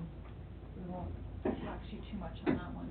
So just make sure I'm understanding. So ultimately what we could do then is through the whole of February is kind of still finalise the budget. So That's with you right. at the end of February, that's it finalised, and then I you can can bring take over the to. bylaws forward through March, while she's working on the year end, Okay. and then, So next meeting, we'll just get these things that we're missing there, and then we have a chance to ask any questions we have over what you've given us already. and make recommendations if there's things you want to take Right. out or change. Okay, that sounds good. Does that sound like a plan? Yeah. Yeah. Plan. So would you like to hold that prior to our, No, that's after the holiday on the Tuesday. We said a week on Wednesday, didn't we? how about the following Wednesday after our regular on Tuesday? Can't we do it early Tuesday? We could do it early Tuesday, I prefer early yeah, Tuesday. at 5 o'clock on I think Tuesday. that was the day we And started the time, wasn't it? that's The regular 11th, Tuesday, that's yeah. the day of the regular. Everybody good early on Tuesday? Yeah. No? I mean, Wednesday? Gary? Wednesday, I'm good. Wednesday, everybody good Wednesday? Are we talking, I'm we talking looking, the give me a 12th? second, Well, I'm asking everybody. I know, but you're rushing and I'm trying to find my. Question anything, I can be here at Well, I gotta 5:30. look at what I got, I don't know. Early, but then I can't be at the other meeting. I can be here at 5:30. You know what I mean? Okay, that's just good for Wednesday, what about you, Joe? No good for Wednesday? No, it can be, I don't know, not good, but I can maybe make it happen, I'm not sure. I have to say, I don't know on that one. What time So are what- we thinking, like a The 5? 12th? 6 o'clock. Yes, the twelfth, February the twelfth. 6 o'clock. Patch is working till 5:30. Jody doesn't know yet. Everybody else is good? At 6. Pardon me? 6. 6 o'clock. 6 o'clock on the You 12th. can't make it? Well, I'm asking because this Well, one I haven't figured it out came yet. out I haven't at figured it out 7 yet. by internet, and it was at, And it was at 6, so there was just a mistype on the time. well, mistyped is a whole hour, so I'm asking. I don't know yet. I'm asking the questions. Yes, the 12th at 6. 12 at 6. What do you mean? I don't know. That's the Wednesday, right? Yeah? I don't know. Well, you're gonna have to let me know. Thought it was open. I'm just wondering, does this allow Lois enough time to be able to have it ready? Don't bug her. What we've just talked about in terms of what we need to do, I think I should be able to do that in enough time. Yeah, it's a good question. I was gonna say, what about the next Monday? What's the next one? Well, the following Monday, the 17th, right? Is That- it, we possibly could use that as our next one. Yeah, Right. use that as the one after. Start dialing up. Well, let me know, 'cause I don't know.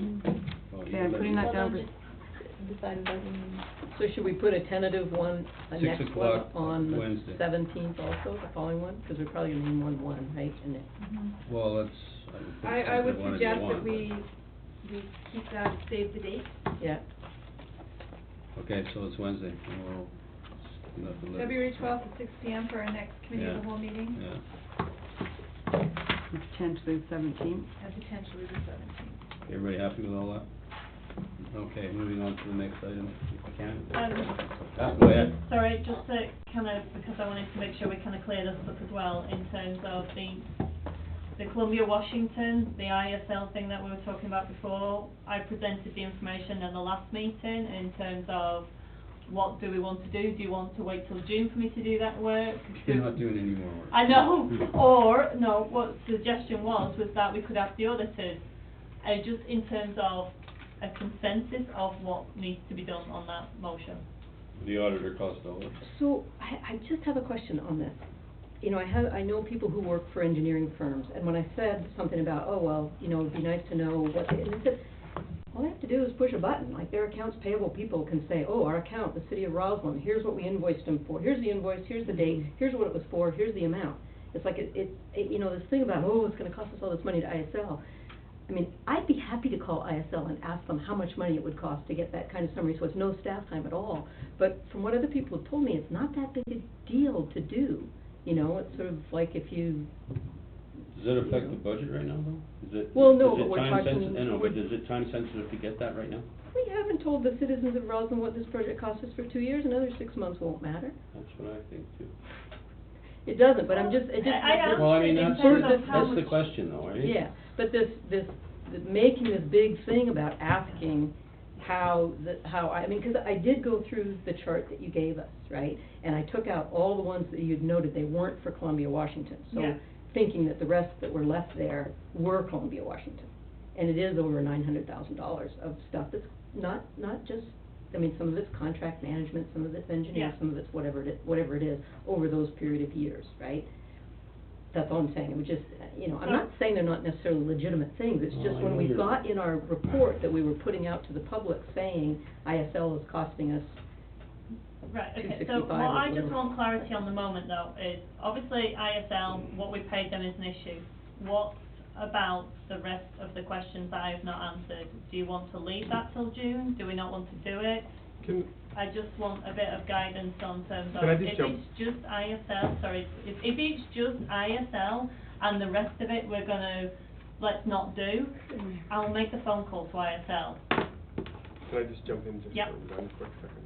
So, because I haven't seen the sheet that you gave Councillor Moore. she gave it to you today. Yeah, I haven't seen it.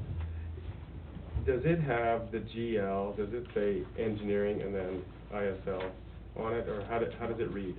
It just reads in terms of, this is what we paid ISL for Columbia, Washington. There's no breakdown if it relates to engineering, Well, I don't know what work they did, it's just, this is Columbia, So Washington. when it was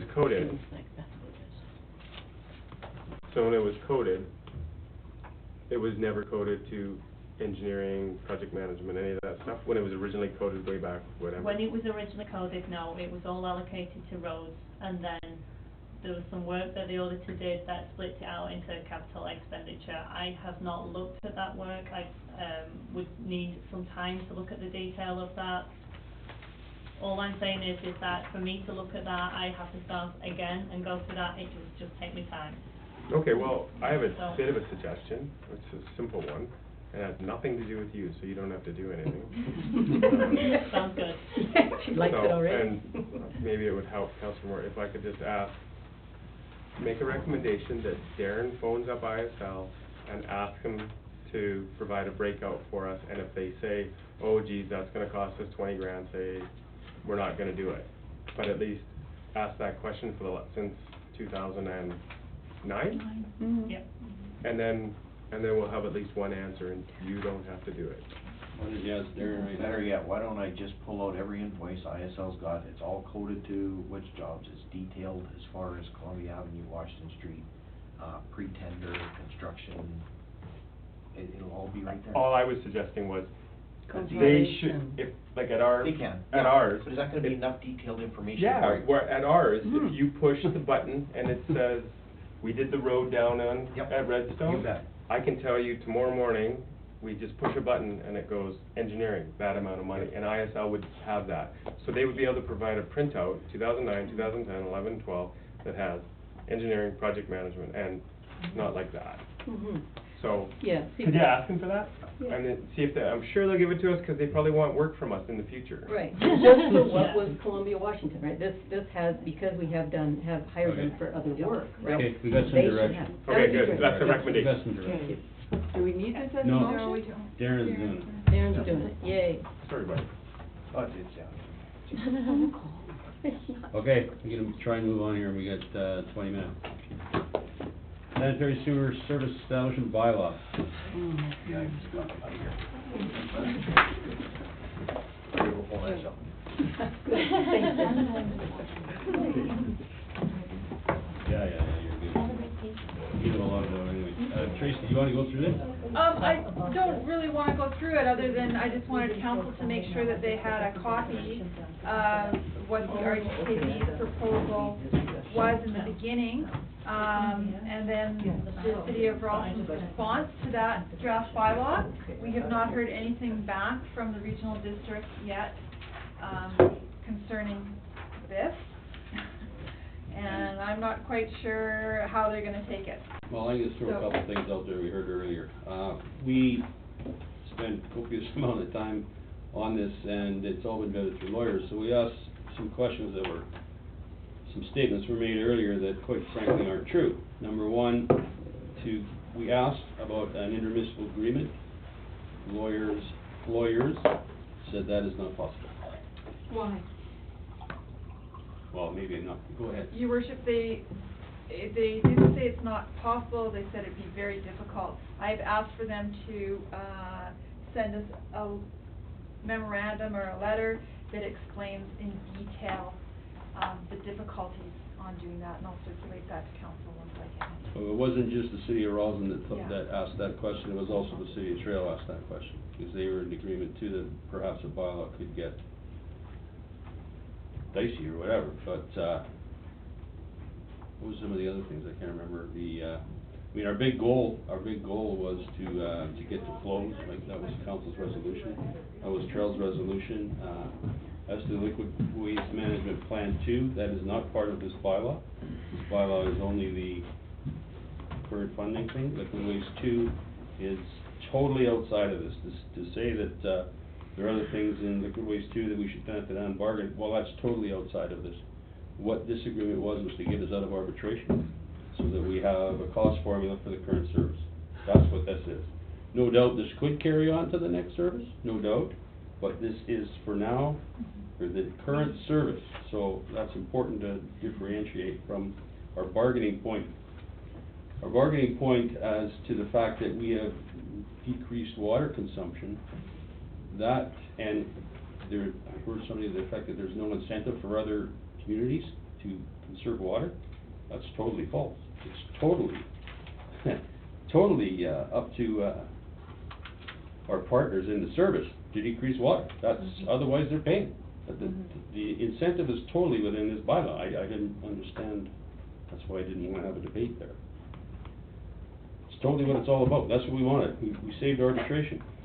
And I think it should also be pointed out that we had a meeting here with the, Lawyer. Liquid Waste Management Task Force and the city solicitor, and what came out of that, which was an agreement of all the parties that were there, was to come up with a settlement that got us to flows, and until that time, that the percentage was not increased past 25%. Right, and this council. That Which had was been a the previous, agreement with yeah. all parties that were sitting at the table, and the direction that was given to staff and to the city solicitor. Right. And once flows are in there, are done, there will be adjustments made to what each community has paid up to when flows are come into effect. And that's when we hope that we'll get some credit back for all the work that we have done installing meters and addressing our I&I. The costs of the flow meters, I believe there's, that money's in reserves at the regional district. I believe they're talking about taking it out of reserves. Yes, that is That's the intention correct. at That this is point in So time. that is another thing that was mentioned that isn't quite true. Jill, you wanted to ask a question? Well, I got a whole bunch of things I wrote down. I mean, I didn't even really know what other than reading this over, I wasn't sure where we're at, like, we're just gonna all come and say, okay, it's fine. It was just to let you know where we're at. and- Okay, so if we have there are some things in it to me that are vague, and some things that, wording and those kind of things. I didn't know if I was supposed to go through it and, Councillor Moore did that and went through with a lot of queries, so I kinda did the same thing because it's brand new. Yes, I mean, all those things that were just said are true, those general comments, but there's details in the, in this that, I don't know, I have I think the questions phrase about. is devil in the details. Yeah, and I have questions about it, only because I'm not really familiar with something like this. Like, words like reasonable efforts and, Are you just referring vague word- I to don't their know. draft bylaw or the I don't know one, what I'm the city referring of Rawson to. one or the regional district one? Because I think you basically, when you're looking at this now. I started at the top and went through it, and then I read it and then went, all that stuff's taken out, now I'm reading another one. So honestly, I was not very clear about what was what. Okay, I marked them City of Rawson draft and the date, and RDKB draft and the date, so you would see that the RDKB one. So this was the draft that came from us? No, I don't understand. Okay, so the RDKB presented a draft to the City of Rawson and the other participants. Yes. Okay, and we took that draft and sent it to the city solicitor, Okay. and this is what the city solicitors came back with. That's the stuff that's taken out? Yes. Okay, so. Both Yeah, solicitors, some of both it's added Now- and some of it's taken out, Yeah, right? so now that has been presented back to the regional district, and we have not had any comments further from Okay, them. and what's the one with And- all the sidebars that say highlight and, there's questions, comments? Look at what's stamped on it, see where it Yeah, says yeah, there? yeah. That one's the Okay, city of well, Roslyn. I just got a lot of sticky notes on here because Yeah. I was, I'm not very sure what was going on. So we're at the point where that, revised one has gone to the regional district, and the regional district. Has not responded yet. Okay. That's fine. I mean, the task force also met with our solicitor, right, on this whole project, and that direction was given, plus council direction to the solicitor. He's been down banging this out with Trail, and, just with Trail, because the first agreements, the first edit or whatever was Trail and Roslyn, because Warfield number one was neutral, they said, Right. and number two, the regional district wasn't involved in it, Mm-hmm. right? They were also a neutral party to start. Mm-hmm. So we, two communities, here it is.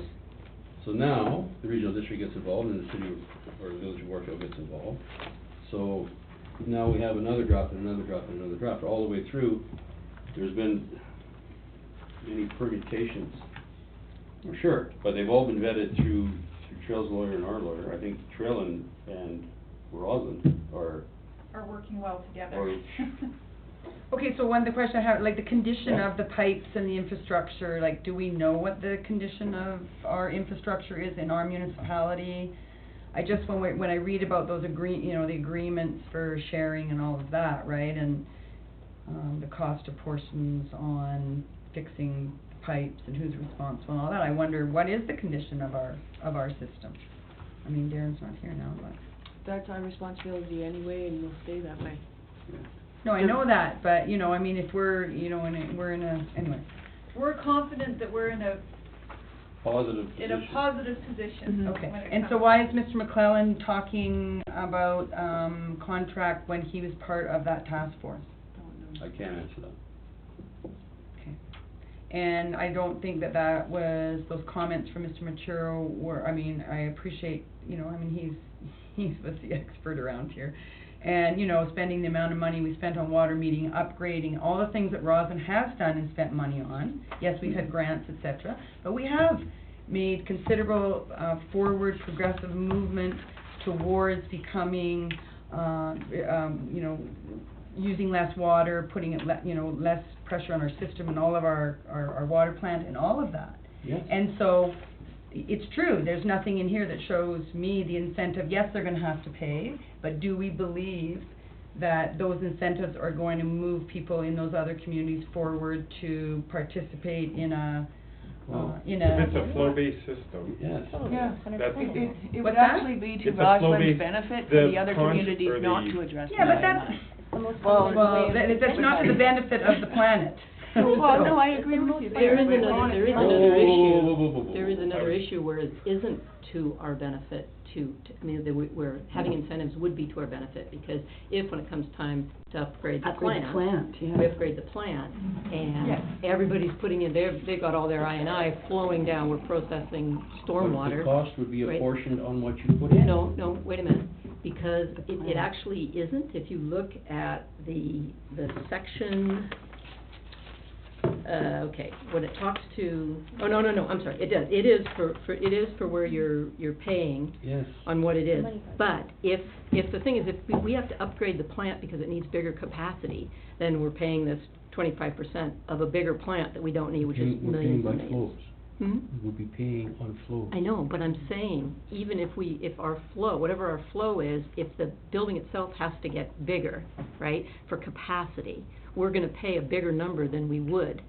If, like the plant is designed for, help me with this, Kathy, it's like population of 25,000 people, right? Yeah, I think it's 24. So that's what it's designed for now. But you're getting into Yeah, liquid waste that's- management. I know, whole but, separate- okay, well, you say that separate, but then when it Well, says it service is. infrastructure, it says all necessary components, and it mentions treatment facilities and buildings, which to me sounds like the plant, right? In the service as it is now. We aren't in liquid waste 2 yet. We are Okay, negotiating that. okay, This was to get us out of arbitration, to get us to a funding formula, appreciate so that. that we didn't go to Mhm. arbitration. This has got nothing to do with liquid waste 2. except it does set a bit of a precedent, Well, it right? does that, no Yeah, doubt. Yeah, No doubt. it does.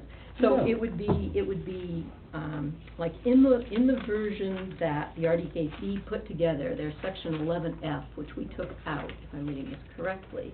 It says that the RDKB could make regulations for the purpose of minimizing the entry of surface and rainwater, taking into account condition of the sewers, controlling the quantity and quality of sewer discharge, carry out investigations, coordinate programs among all level of governments to enhance environmental protection. And I'm thinking, well, maybe we don't necessarily want the RDKB doing that, but I sort of like that language in there, that the participants could require that kind of harmonization of, that we're all moving the same place. Plus, when you look at it from the Ministry of Environment's point of view, that's something that they like to see. I mean, I think these guys made the point, Jill made the point too, there isn't a lot that sort of makes this look like we're being good stewards of the water, and our wastewater, because there isn't anything in there that, I mean, what we just took out here would have given the opportunity to make some regulations around that for this group, like we're supposed to operate as a group, Does that make sense? And that would be addressed at the liquid waste management plan, not at this bylaw stage. This bylaw is to address what was done to the Yeah. minutes with settlement, Yes. nothing more. I agree, and there's also, there is a need for the regional district, for the service to come up with a source control bylaw. That has been kind of in the works for now, for a while, but there's been all of this other stuff going on. So, I think you do have to stay focused on what the intention of this is. It's not to be fully encompassing of the full service, it's about this agreement. Yeah, this is to address the minutes of settlement, Right, nothing further. right. But when it talks about things like service infrastructure, and it's talking about all the trunk sewers, it's talking about all the stuff that goes in here. You know, to me, it seems like you do need to address those other things, or you should take some of that language out. Let's not talk about buildings and treatment facilities in this thing, if we're not talking about buildings and facilities. Okay? But we are. We have a But we service are at right this now. stage, Yeah. because we do have this service in place. Yes, And I we are Those using have to it. be in this agreement, because this agreement is about funding those things that we have right now. I don't know how to. Okay, I'm a little lost with what we're discussing, because the legal recommendation was to take all of that out. Yeah, I know, it was to take all of that. The other thing that it was taking out was the bit where we go back and readjust for the years, the apportionment in 2016, where it talks about that we're gonna go back and look at the volumes and readjust. Which section are you looking at? I'm looking at, in six, Number 6, page apportionment? 4 of 4, of reapportionment in 2016. All of that's taken out, so then I don't see where we get our refund. Your worship, that's because that's something that should be not addressed in a bylaw, because it is addressed in the minutes of settlement. And that is something that if we are not happy with the way, it is apportioned, we go back to the arbitrator. That's right. It's in the agreement. It shouldn't be in the bylaw, it's in the agreement. No wonder It seems like there's an awful lot of we haven't things really that had in- a there's we haven't had a certain lesson things- on I know. this, and we haven't been at all the There are meetings, certain so, things in all that fairness. should be addressed totally, in the bylaw, and there's certain things that are addressed in the middle of the minutes of settlement. Okay, yeah, it seems like It there's a keeps lot referring of back to that, in the right? That's minutes of correct. Back to the settlement. arbitrator, back to the That's correct. arbitrator, Yeah. So back. that's why Yeah. many of these changes have been made from the RDKB version, is because they're not appropriate in a bylaw. They remain in the minutes of settlement. Okay, so when you wanna go and enforce something, you go and enforce the minutes of settlement. That's correct, and we can go back to the arbitrator at any Yeah. time. So the regional district said that this is going to be called the annual arbitration bylaw, They said that? not someone directly involved with it. A little joke. That would be It was a little one then. I didn't get it. participant. You Oh, didn't get I'm- it, yes. I'm sure there's gonna, Well, yeah, I don't know, I'm really it'd be nice if uncomfortable it all with works the bylaw. out, but. Well, the I don't have bylaw much isn't faith. established yet, right? That's why. So I'm just letting you know where we're at, and when we get the next draft. Okay, when here's there's the other further thing, discussion. in the voting thing, in the regional districts one, it said basically if Roslyn has full control of its section, Sole portion. yep, basically Roslyn has full control of the section that we share with Warfield, because we've got the majority of the flow there, 2/3, 1/3, right? No, So- we have sole to a certain point, and then Right. we have dual, Dual. But and the then we dual have is, regional. the dual is apportioned by your flow, that's what it says in here, Yeah. that's the, Yeah. okay? Yeah, so and we that have means twice as we much would as have they do. 2/3, they would have 1/3 No, flow. in Moorfield, because that's the way the flow works out, right? Mm. That's how it's going to voting, and then when you Our get 25 to their to, 12. then, Not the flow, you're talking I'm about talking the about percentage. voting, okay, so let me show you this section. You're talking about the percentage Voting. now before meters, is that what you're talking about? After meters, it's all based on flow.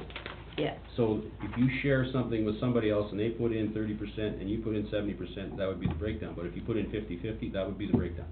so Based on voting, flows. On I'm flow. looking on page 4, voting, and I don't see where it says that it's Are just you for on the minutes 24. of settlement? I know, I'm on the bylaw. And On which page version? 4, it's either number 8 or number 6, voting. Bottom of page 4, 4 of 4 voting. yeah. So it's the one that says, it's easier in my notes to read. I thought it was a little bit garbled the way that was written, okay? it? Okay, so, 10 vote to portion between them, et cetera, et cetera. yeah, if you're looking at voting, the RDKB version just basically, well, you have to read through without the blue stuff. Our version says if you deal only with your own service, the director there gets 9 votes and the other 2 get 1 vote each. Right? When you're looking at, look at the bottom there, it says. The 2 benefiting participants have 10 votes, apportioned between them in the same amounts as the dual benefit cost of the service under section 5C above. Yeah, that's the part that Roslyn and Warfield share. So that's the dual benefit. The sole benefit is the, B, okay? So the sole benefit is B. The director of the benefiting participants have 9 votes, and the director of the other participants each have 1 vote. So we've got 11 votes there. That's 11 votes on just the Roslyn portion, or in the case of Trail, just the Trail portion. And I'm wondering why? Because the sole beneficiary has full control. So what was the rationale for adding those other 2 votes to our participants? And then when you know, it's, I mean, the RDKB version was simpler. It just says if you own it, you control it. If you share it, you split it up based on, if you're the dual benefit, based on your flow. And then if it's the tripartite thing, then it goes back to the voting under the legislation where you get based on population and your vote. It's not on flows at all in the part that that from Trail to the plant. Because that's where they talk about section 783 and 791. Those go back to, so then now at the current thing, you've got Trail with 4 votes, us with 2, Warfield with 1. So Trail owns the whole show, right, from there to there. And technically, they shouldn't have 4 votes. They should have 3 votes, because their population has dropped.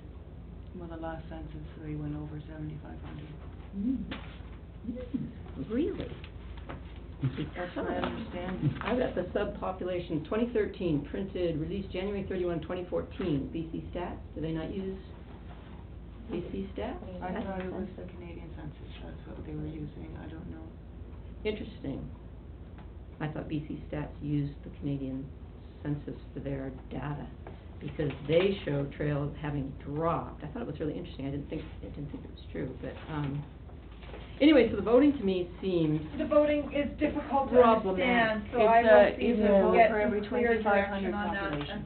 No, I know, so what. But they've got the majority, as, you know, on that, Yeah, so on they can- that, the They have section now? where we're all. Yeah, and they have now, and they will with Yeah. Flow too, because with Flow, between the 3 partners, right, we still can't beat them on any of that. The only way we could is if we went away from that, on the voting, I'm not talking about how we pay for it, but on the voting, and each participant had 1 vote. You just had 1 where you shared, right? And I know, and it's probably won't, but, you know, it would be something to, you know, to consider. We'll head down to regional district and trying to get them to change. So this says, No, seriously. Kathy, this says 2012 population for Trail was 7544, 2013 population for Trail is 7307. So they're still relying on the first one then, I don't know. I know, but and then also in the legislation it says after the census, the following year, which would be 2014, their votes get changed. So that would be something you'd want to check on, right? Thank you for the information. Anyway, so. So on the I will ask voting- for some clearer language around the voting. Well, I mean, I agree, it's confusing. convoluted, yeah. Well, the RDKB Difficult. version Simple. was simpler, right? But If the you only look- problem with the RDKB version is it could be, misinterpreted as well, so I think that's why he was trying to. How?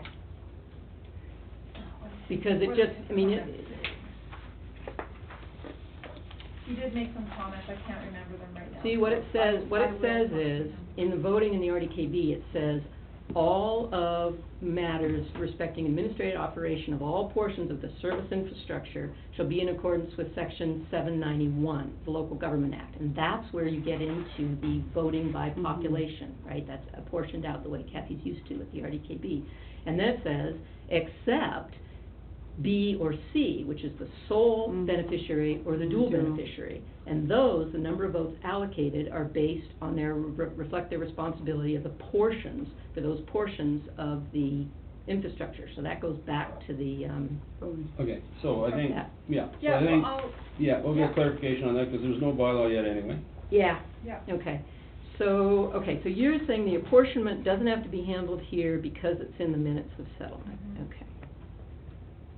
It's, I mean, it just seems, There are just certain things, you know, I can, ask the city solicitor, perhaps, when we do get a response from the RDKB, to, be on the speakerphone when we discuss this next time, so you Yeah. can understand, the reasons why certain things should be in a bylaw and why certain things shouldn't be in the bylaw in regards to the minutes of settlement. Yeah.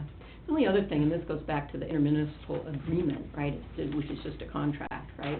We had a contract between our 3 participant municipalities, and then we have an agreement with the RDKB to administer and do the maintenance and whatever of that service.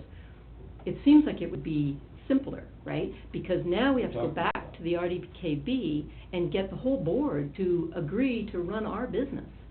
Talked about that, and Tracy said. And we so were what just is the gonna Yeah, get- your worship, you remember, we did talk about after this is done, going back to the regional district and asking for a contract, on the side of this to deal with our own infrastructure. Mm-hmm. So that we are looking after our own, so it'd be a side agreement. Trail will also be looking for one of those. Okay. I would be really That would be a interested next step. in seeing what the attorney writes back about why an intermunicipal agreement Yeah. isn't good. She said she was Yeah. gonna Yeah, get- no, she I was know, gonna I'm get just that saying, before this week. I'm just saying I'd like to see it. Yeah. It seems like the control, our portion, our municipal infrastructure is, Under both well, of that the regional district has the power or the authority over our own municipal infrastructure. Not the way So, No. that's the way I'm reading it. That's not true. I actually read both versions, and one is a little more convoluted, but they both arrive at the same end, and I don't know why we're debating, because either one of them arrive at the same end, so there's no reason for a debate, really. There's no reason for it to be the convoluted way, though. They do, you have exactly the same person you. in the driver's seat. I know. So why not make it simple? Well, why are we debating it then? Because the one we're supposed to be approving is the one that has the convoluted language in it. I know, And I'm but saying, well, it's not. But it arrives at the same place. I know, Your but why worship, we're make not something asking for approval at complicated? this time. I know. This was Yeah. just so council And will I- get the information and know where the negotiations are heading. Okay, I that's sure good. wish I was a lawyer, because maybe I could explain all this, but the reason we hire lawyers is so that it can be vetted through legal. But we need to understand, because we're the council. And we're gonna, I know that. I know And I that. get- I know that. My problem is I would have appreciated a little bit of a preamble on, because when I'm looking at this and I'm reading it word for word, I mean, honestly, I'm reading it and, I mean, there's no little report or anything saying this is just for information for council, this is where we're at, like, I'd explain that at figure, the last There's meeting. no RFP. okay, well, figure those of us who aren't involved with any of these meetings or negotiations, we're out in the cold on this, honestly, right? So, I mean, if you we wanna need be, to if you appreciate wanna that. be, if you wanna come on into the fold of the task forces or whatever, you're more than welcome. No, that's I not my mean, point. the reason that you do it this way is so that you save people's Yeah. times, right? Yeah, but all I'm saying is that the way that you're viewing it and people who have been at these Oh, meetings is no. certainly different than those of us who have Oh, no I understanding of Totally it. understand that. Yeah, I totally patience and understand. tolerance with Yeah. questions would be appreciated. Yes. And I I'm have very another patient question. and tolerant. And what with about the questions. city park analysis? We didn't even talk about that. Oh, you know what, I'm not It's done eight- with this it's after bylaw 8 yet. o'clock. Can we, It's after 8 o'clock. are we gonna stop talking? Are we gonna Well- stop discussing this? Yeah, well, we gotta finish this. Okay, so I have a thing about the flow percentage, like we're getting ourselves down into these little tiny percents, 24.9 and all that stuff. But if accuracy of flow is really more like +5, -5, what's the point, right? How are we even going to be able to, you know, well, I mean, I understand we wanna do flows, right? But we're getting down into these little tiny percentages. And if flow accuracy with the meters Plus or minus 5%. is plus or minus 5%, then isn't it kind of silly to charge somebody 12.54%? You know, I mean, Well, The percentage that we've come up with for the next 2 years has nothing to do with what happens with the flows after that. Well, it does for now, right? I mean, we're gonna have to. For 2 years. For 2 years, yeah. And then That's got nothing to do with 24.9 is no longer applicable, because Right. now we're in flows. Right, but I'm just saying, it's kind of silly to go to these little micro fractions for things when you're already gonna have a flux of, 5% up or down. But the Okay. flows have nothing to do with the 24.9%. The plus minus 5% Right. has nothing to do with the Right. 24.9% that was negotiated. Right, I know, For the those next numbers, 2 where years. they will change, and so when they do change, and when we get to the situation where we're actually monitoring flows, and we Right. know the flows are up, or plus or minus 5%, how are we going to know what we're paying, right? It's We just- will, every flow Everybody- monitor will be the same, there will be consistency across them. Yeah. There will be, one person attending to them, they will all be maintained equally, so whatever fluctuation you have will be a consistent Consistent fluctuation one with for all of everyone. them. For everyone. And are we looking at an outside contractor doing that, or are we looking at, That is all in the minutes of settlement, and that's all That things could to be be out. decided after. Okay. Yeah. Okay. I know, but Yeah. Julie's had her hand up That's here okay, for, that's okay. what's okay? Oh. Okay, talk. Okay. Plus, I think the percentages aren't all talking about percentage of the same thing, right? The plus 5% is of the accuracy of flows, but it's Mhm. not the, the cost apportionment thing, Mhm. right? So it's actually a good reasonable with margin that. of error in any kind of measurement of, laboratory or like this or whatever, it's at plus or minus 5%, that's totally standard. And that's standard of measurement kind of thing. And then it's not the same type of, we're not discussing the same percentage category, I guess. I got that That's now. important. Yeah, no, okay. Sorry about your park thing, but. No, the park analysis was, well done, I'll just say that, and it really shows that it's not parks that are costing us, an enormous amount of money, it's more about facilities, because when you take that number away from the facilities numbers, the math makes sense. All I did want to say, but Darren's not here, and I think we talked about Jubilee Park, and Jubilee Park is 20% of the percentage allocation to each park. And I won't do it here, but I will make a recommendation or a motion at council that, the school board, in Trail takes that park over and. We have a request into the school board right now, I believe we had a motion of council, not that Yes, we long. did, but all I'm And saying. I know, yeah. and we're waiting for a response. Okay, perfect. We haven't got a response, right, Jeff? And Correct. depending on whatever the response is, they should be taking that over and, operating it. Or if we can make a deal on something else, right? Yeah, That's what a we're trying to do. negotiation, Yeah. sure. And- I didn't actually finish what I wanted to talk about with conversion bylaw. Not Sorry. that this group cares particularly, because it's 10 after, is that right? We wanna go? Well, yeah, 6 to 8, I mean, that's the meeting. It's okay. Are we gonna talk about it again? We don't have a bylaw yet, we'll be talking about it again for sure. Okay, I think there are a number of issues with it. I think there are a number of issues, things that we need before we can make a decision on it. There's other things we need to know. We're adjourned, yeah, fine, we'll have another kick at it. I agree with that.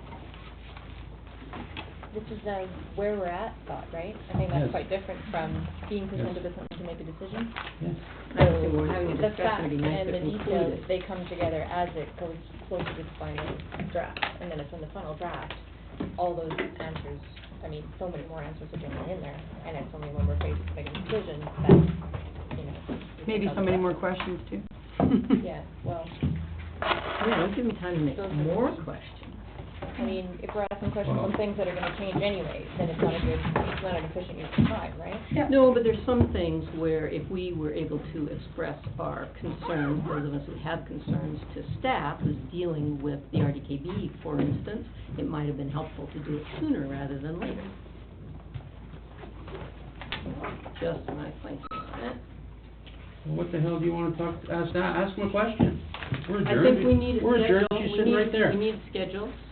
We need Schedules of schedules what? for that, of everything that's supposed to be covered in this. Like in this thing, it doesn't say anywhere that the municipalities are responsible for their own feeder lines or what that equipment is, right, coming in. Well, we don't have that because the study has to be done first. Well, before we find anything, we should know what we're looking at, right? I've never even seen a map of the system, I've never seen a map of the system, right? Well, there's maps. Where? We can get you a map of the system. Thank you, Well, just ask for one. I just did.